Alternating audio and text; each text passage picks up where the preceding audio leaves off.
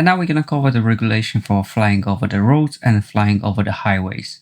And this regulation are actually not regulation, they are guidance from EASA. Flying over the roads, different than the highways, the guidance is exactly the same for all the classification labels in all subcategories A1, A2 and A3. And you're not allowed to flying over the roads when the moving vehicle are present, you're not allowed to hovering over the roads, and you're not allowed to fly along the road. And if not moving vehicle are present, crossing allowed if needed, and you have to keep minimum safe distance 20 meters from the ground. And flying over the highways, the guidance are different for all the subcategory, and in the subcategory A1 with a drone classification label C0 or C1, you are allowed to cross in the highways even if the moving vehicle are present, but only if necessary. And you have to maintain minimum safe distance of 20 meters from the ground, and you're not allowed to hover over the highway or fly along the highway.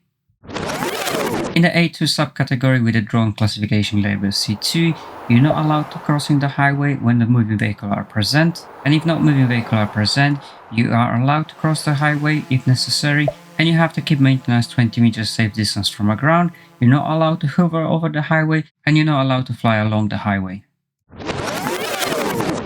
And in the subcategory A3 with a drone classification label C3 or C4, you're not allowed to fly over the highway if the vehicle are present, or if the vehicle are not present, you're still not allowed to fly over the highway. You're not allowed to hover over the highway, and you're not allowed to fly along the highway. And if you want to check any other drones regulation in the EU for open category, browse my channel, don't forget to subscribe, and we'll see you in the next video.